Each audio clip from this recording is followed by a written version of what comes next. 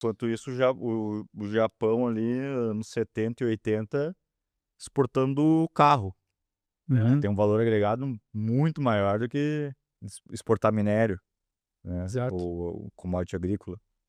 E tanto é que ali nos anos 70, né, o Japão inunda os Estados Unidos de carros menores, né? Por conta justamente que eram mais econômicos, por conta do choque do petróleo. Sim.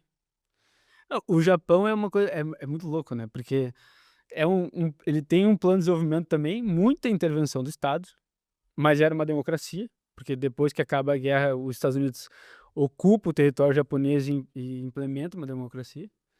Tinha grandes conglomerados industriais, né, que na nossa cabeça diminuiria a concorrência, mas no caso do Japão aumentou a concorrência pela exportação. Sim. Só que eles tinham um plano muito organizado de captura de tecnologia. Então o que que eles ofereceram? Eles ofereceram uma mão de obra muito barata, né, porque era um país destruído pela guerra.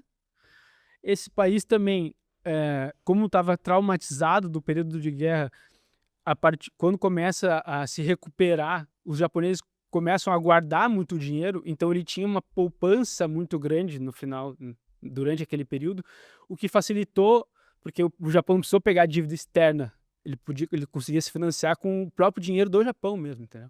De certa Contrário do maneira. Brasil. Contrário do Brasil.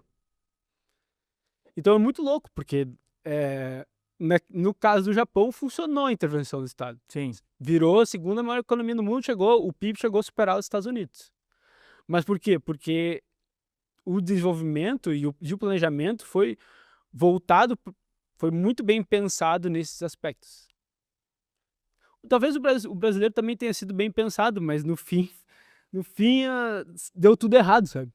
É. Uma É muito. combinação de fatores ali brutal, né? Que muito difícil de superar aqui. Mas também vale lembrar que o Japão, quando estoura a segunda crise do petróleo, os Estados Unidos também joga os juros a 20%, o Japão, como remédio disso tudo, baixa a taxa de juros. Também há um acordo para o Japão desvalorizar a sua moeda, né? Porque a balança comercial deles, ele exportava muito, nem o Greco falou, exportava muito, tudo era produzido lá, era a China dos anos 80. Sim, Tudo era esses meio grandes bizarro quando a gente Sony, começa a olhar Walkman. Sony, Mitsubishi, tipo, a Yamaha começou fazendo piano, Sim. entendeu? Mas tu vê como eles geravam valor agregado, eles conseguiram capturar a tecnologia, porque vários produtos foram desenvolvidos lá. Notebook, Uhum. câmera de celular, câmera Walkman. digital, Walkman, Também foi um sucesso, né? Discman. entendeu? Então eles tinham valor agregado na exportação, entendeu? Eles não eram uma indústria de base que nem aqui. Tá, mas aí, Exportavam muito e legal que ali no final dos anos 80, né? Pra quem curte tem bastante coisa dessa época. Que teve primeiro, né? Começava aquela questão de, o Japão vai passar os Estados Unidos. Isso tinha em capa de revista, uhum. né? E aí, com esse superávit absurdo de dólares que eles ganhavam exportando tanto, eles investiam esses dólares nos Estados Unidos mesmo, e foi na época que eles compraram, assim, trophy assets, vamos dizer assim, Rockefeller Center. ícones. Rockefeller Center, compraram estúdios de Hollywood, Uhum. muitos imóveis em Nova York, Los Angeles, fizeram uma série de aquisições. Então eles estavam dominando tudo, assim, até que daí em 89, 90 estoura a bolha deles, lá, É.